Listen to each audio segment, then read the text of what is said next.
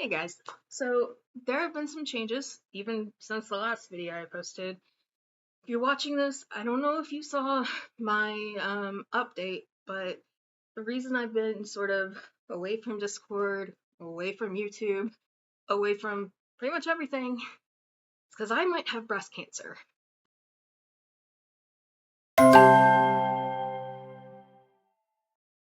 Um, I found a lump in my right breast and it's not in a good spot. Um, I went to get imaging done a couple days ago. If you're wondering what that felt like, if you're a woman, um, remember that scene in Bridesmaids?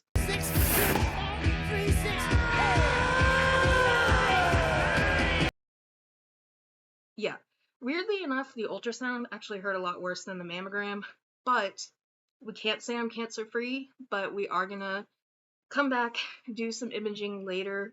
If it is cancer, it's very slow growing, it's very small as of now, but because of my car wreck I had a year ago, there's a lot of trauma, because, seatbelt, there's a lot of trauma to the side where the lump is. So what we're calling the problem lump is just too hard to see. So yeah, inconclusive, but encouraging. And as most of you know, I am no longer a high school teacher. I am now a middle school teacher. I will be teaching 6th grade, which means I need to overhaul my classroom library. There will be a link below to just an Amazon wish list if you want to contribute. That's great. If you don't want to contribute, that's great too. I understand. But BookTube has changed the lives of my students with the books I've found here and books that have been donated. So never underestimate what a book can do for a child. So I have a bunch of books with me. It's a haul. Some of them were gifted. A lot of them were from thrift books of books that I'm going to put in my 6th grade classroom library. And big thank you to Colby. I'll put an image. Can't remember his last name right now. Colby Sharp, maybe? But he is a 5th grade teacher whose channel is dedicated to Kidlit and getting kids in love with reading. So yeah, thank you, Colby. So a lot of these were found via his channel, and some of them were found, strangely enough, through homeschool channels, which I watch a lot of. Angie from Science Mama, a couple others I've been looking at to look at the 6th grade curriculums they're choosing because I'm getting nervous about the change. But yeah, so it's not even July yet. I'm telling myself to calm down. But let's look at some of the books I got. So we've got, firstly, The Girl in the Locked Room. This is a Mary Downing Hahn ghost story. She is best known probably for Wait Till Helen Comes. I did a vlog last 2023. Yeah, it was 2023 because during that vlog, yeah, watch the vlog. You'll see there was a major world event that happened during that time. I showed my support, but Mary Downing Hahn wrote the first book that ever made me cry, called Time for Andrew. So let's just read this. A girl is locked in a room in an old abandoned house. She has been hiding there for more than 100 years. Okay, I'm interested. Another girl, Jules, arrives at the ruined house and sees a pale face in an upstairs window. Who is up there, she wonders, behind a locked door? Jules finds out that a young girl has been watching her from the window. Jules is fearful, then fascinated, then eager to befriend and help the captive, who is burdened by a chilling secret from the distant past. Alright, so this is high up on my TBR right now. One thing about Mary Downing Hahn is she often writes about, teenage girls, preteen age girls. So if you are wondering, I don't think I said this, in Texas, 6th grade, you are 11 and 12. These two I don't think really need much of an introduction. Bridge to Terabithia and Old Yeller. So these 3 were gifted to me by a coworker, so thank you very much. But yeah, we all know the story of Old Yeller. It's a dog book. Dog dies. And Bridge to Terabithia, another very, very sad children's book. So yeah, I'll just read it. This Newbery Medal winning novel by best-selling author Catherine Peterson has been a modern classic about friendship and loss for 40 years. I didn't know it was that old. Jess Aarons has been practicing all summer so he can be the fastest runner in the 5th grade, and he almost is, until a new girl in school, Leslie Burke, outpaces him. The two become fast friends and spend most days in the woods behind Leslie's house, where they invented an enchanted land called Terabithia. One morning, Leslie goes to Terabithia without Jess, and a tragedy occurs. It will take the love of his family and the strength that Leslie has given him for Jess to be able to deal with his grief. This says ages 8 to 12, so yeah, it's a little on the low side. And then these other ones I'm going to talk about next. All of these I found basically via homeschool channels. They're old, and they are historical fiction. I'm fairly sure some of them might be a little problematic, but let's talk about them.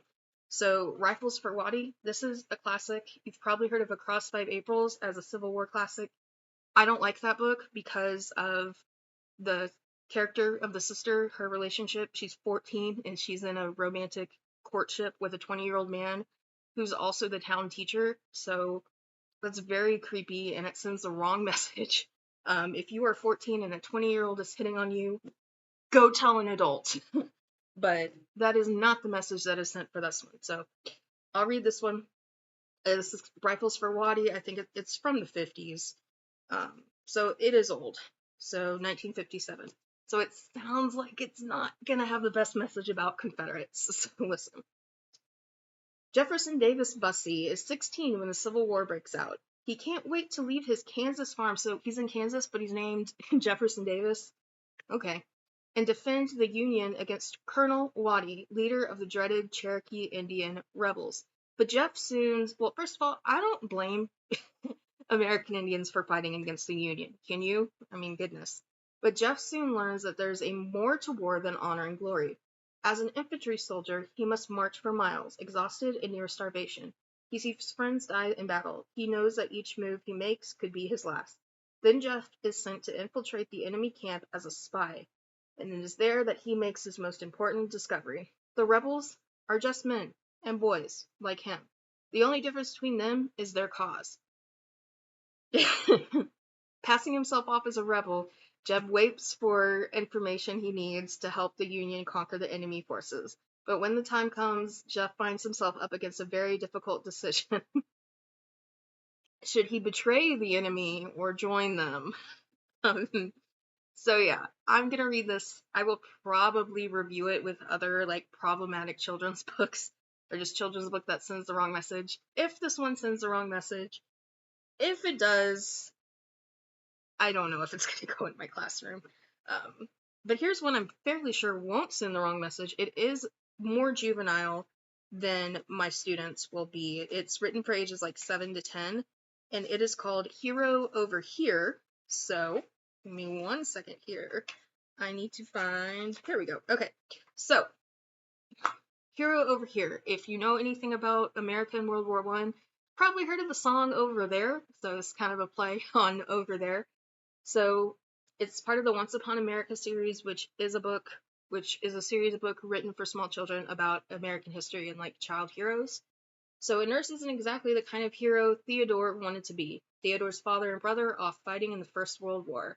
Theo is proud to be the man of his house. It's his chance to be a hero. But when his mother and sister become victims of the deadly flu epidemic of 1918, he has to take care of them alone. He learns what being a hero is all about. And there's actually a chapter called Masks. So these kids in my class are going to be 11 and 12, which means they would have been like 6 and 7 when COVID happened. So they will have memories of COVID.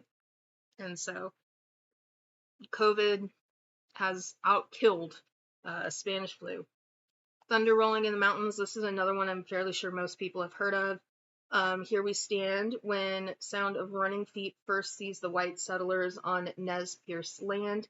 She vows to fight them. She'll fight all the people trying to steal her people's lands and to force them into a reservation, including the soldiers with their guns. But if no fight means only to die, never win. Is the fight worth it? When will the killing stop? Through the eyes of Chief Joseph's daughter, a brave and independent young woman, Scott Odell tells the tragic defeat of Nez Perce, a classic tale of cruelty, betrayal, and heroism. So yeah, pretty cool. And I didn't realize it had a girl protagonist. Thought that was a man on the horse, but whatever. Another one. Yeah, this one's probably pretty bad. Okay, this is The Perilous Road. It's old too. Let's see what the date is. Its publisher I think is like really popular with Christian homeschoolers and 1958. So here we go. Chris Brabson is full of hate. He hates the Yankee soldiers who are camping in his beloved Tennessee woods. He hates their snotty northern ways and their belief that they know what's best for the South. He hates they've taken all his family's food to feed their own troops. That really did happen. And he hates that his own brother has joined the Union side of the war when, to Chris, it is clear that the Confederacy is the side to fight for. When his hatred proves more powerful than any good sense, Chris spies for the Confederates, revealing that a Union wagon train is camped in a valley near his home, and his brother is probably in that train. Caught in the bitter battle at dawn, Chris discovers that in war, nothing is clear-cut, and good and bad are equally laid to waste by the horrors of the battlefield. It's pretty clear-cut. Pretty clear-cut. That was on the wrong side. And then because I'm going to have all ages of readers in my classroom, Salt, A World History is going to go in my classroom, but it's more for me to read. Yeah, so it's about, salt. So until 100 years ago, when modern geology revealed its prevalence, salt was one of the world's most sought-after commodities, a substance so valuable it served as currency.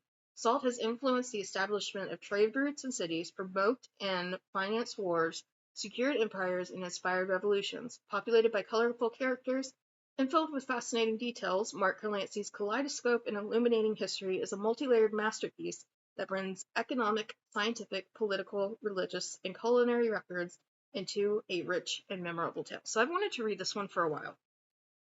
And then I don't think I need to talk too much about these next ones. It's the Hunger Games original trilogy, and then this the World of the Hunger Games. It's a cash grab. It came out with the movie, so yeah, lots of images from the movie in it. It was cheap, so I got the trilogy and this little cash grab book. Cost as much as my Chipotle did that evening off Thrift Books. And it is a little bit annoying that they're all hardback except the original, but what can you do? And 4th of July is coming up, and I'm going to do a marathon reread of the entire trilogy, hopefully within 24 hours before the fireworks start going off, because Pan Am takes place in North America, and America's getting a little dystopian, don't you think? So there you go. Those are the first additions to my classroom library for 6th grade, and I'm nervous, but I'm also really excited for this change. It was needed. And as much as I loved my job working in medicine, I'm an educator. I belong in a classroom. So, thank you guys. See you later. Bye.